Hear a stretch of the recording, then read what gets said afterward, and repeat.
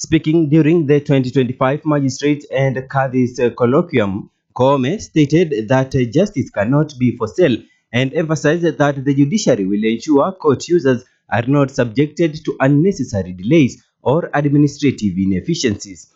Acknowledging the heightened public scrutiny the judiciary faces, Koome challenged judicial officers and judges to embrace this moment as an opportunity for reflection and reform. To strengthen judicial integrity, Koome announced the rollout of court integrity committees across all court stations. The committees will serve as platform for raising concern, sharing observation, and addressing unethical behavior. She urged judges to personally ensure that the committees are not only established but also fully functional at their respective court stations.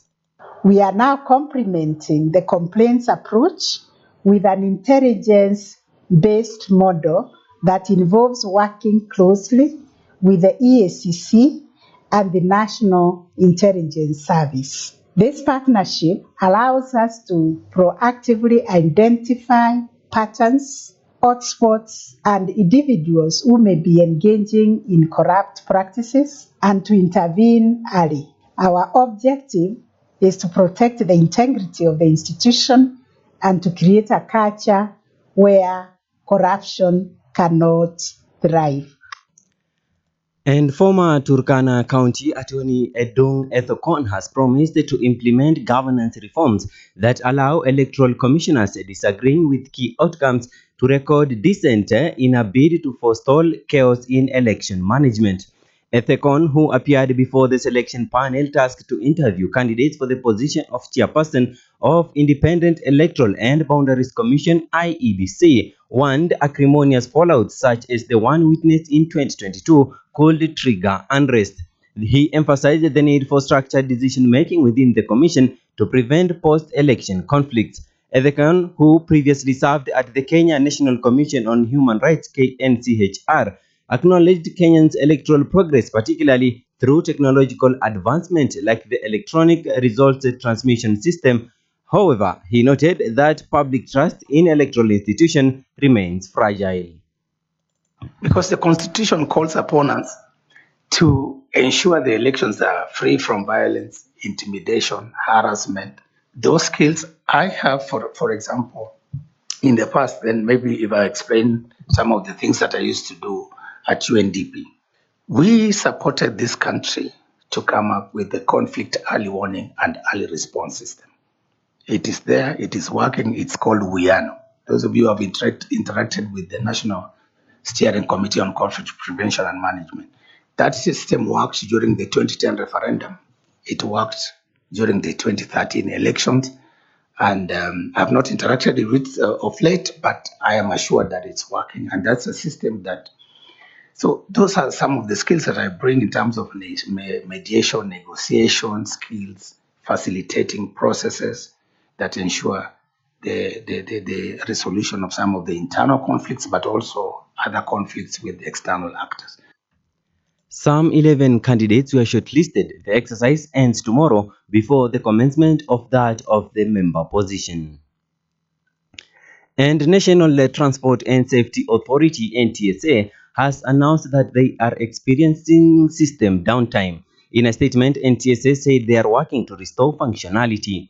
NTSA assured that their technical team is working to resolve the issue and restore full functionality as soon as possible.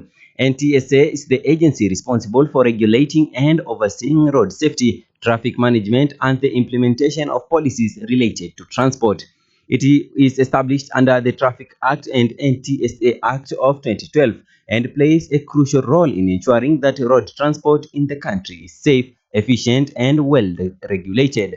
Its core mandate includes road safety management, where it is tasked with promoting road safety through campaigns, education, and awareness programs to reduce accidents and fatalities.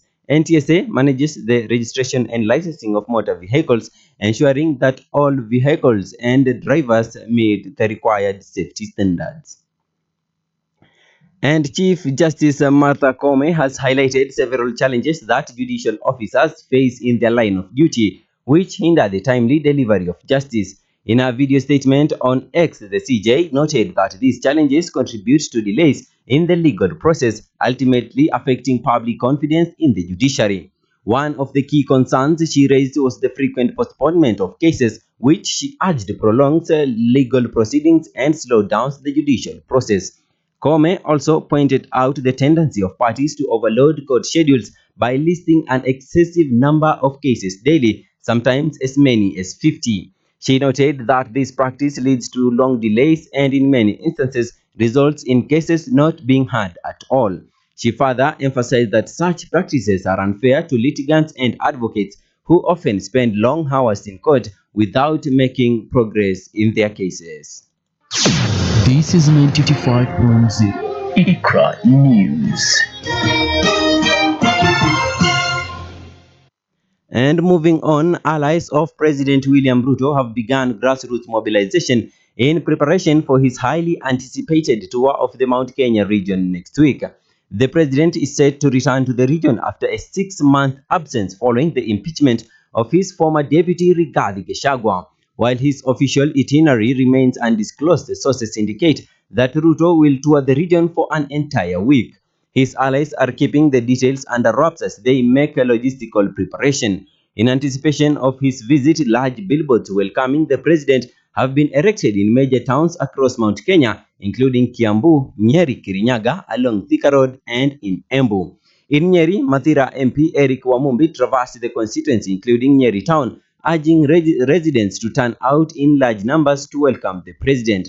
Meanwhile, Nyandarua woman representative Faith Gitao has been hosting a series of events in her county, rallying residents to welcome the president. The tour, expected to begin in the first week of April, follows a series of high-level consultations with regional leaders. And the High Court has temporarily suspended further investigation into the affairs of the Nairobi hospital, halting efforts by investigative agencies to access sensitive data, freeze bank accounts, and block phone numbers belonging to the hospital's senior management. In directions issued by Justice John Chigiti, the court barred authorities, including the Directorate of Criminal Investigation (DCI), from proceeding with the probe pending a judicial review of the case. The decision follows a legal challenge by the Kenya Hospital Association, which claimed that the investigation was politically motivated and intended to intimidate senior officials amid internal leadership disputes. The hospital further urged that documents and electronic devices seized by detectives contained confidential patient records, raising serious concerns over privacy breaches. On to the international news. And internationally, Ukrainian and US delegation are scheduled to meet in Saudi Arabia following Russia-US talks there a day earlier on a limited Black Sea ceasefire proposal that Washington hopes will open the way for broader peace negotiation.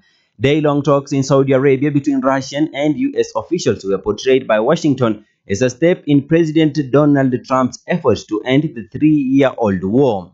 A White House source said progress was being made in the Riyadh talks and that a positive announcement was expected in the near future. A Russian source told Reuters that the Riyadh talks had concluded late yesterday and a draft joint statement had been sent to Moscow and Washington for approval, with the parties aiming to release it today. Last week, Russia rejected a proposal by Trump for a full 30-day ceasefire in Ukraine, and it has so far agreed only to a moratorium on attacking energy infrastructure. It's 12 minutes past 3 p.m. My name is Abdulhamid Suleiman. Do you tune in at 6 p.m. for these and more updates? Ramadan Mubarak.